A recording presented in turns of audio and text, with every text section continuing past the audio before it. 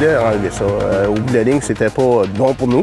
Les frais d'utilisation pour l'aréna de Dalhousie éliminés pour de bon. Oh, c'est ouf pour tout le monde. Il y a 10 ans, l'ouragan Rowan. It's like it was yesterday. Une journée que les parents de la petite Cassie Storm ne sont pas prêts d'oublier. Et la communauté artistique se mêle au débat sur le gaz de schiste. La dernière chose que je voudrais savoir, c'est qu'il y a quelqu'un qui vient faire du genre de testing puis que ça devienne de la pollution ici.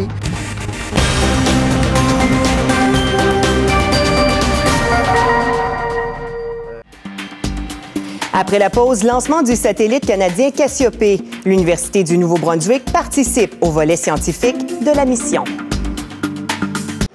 2, 1, 0. Lift-off.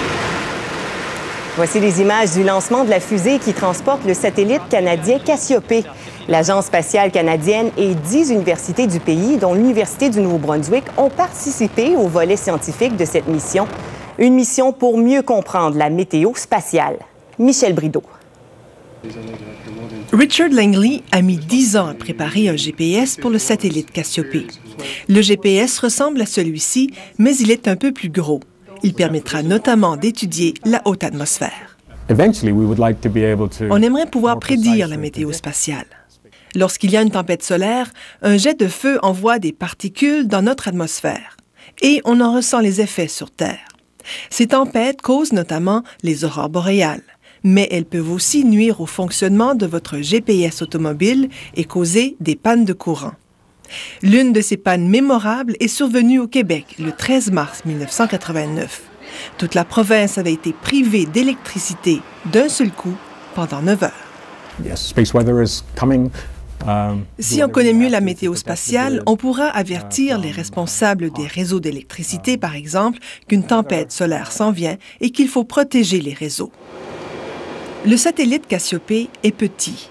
Il ne pèse que 500 kilos. C'est un satellite multifonction.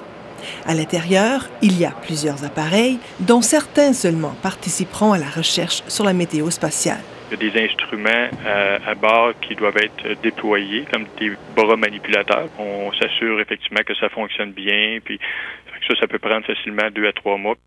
Cassiopée ira s'installer dans la haute atmosphère qu'on appelle ionosphère. Le satellite y restera au moins 2 ans. Il analysera le lien entre le Soleil, l'ionosphère et le champ magnétique de la Terre. Cassiopée devrait envoyer ses premières données d'ici quelques mois. C'est à ce moment-là que commencera réellement ma contribution scientifique. Les découvertes de Richard Langley et de ses collègues scientifiques canadiens seront partagées avec d'autres pays. Ici Michel Brideau, Radio-Canada, Fredericton.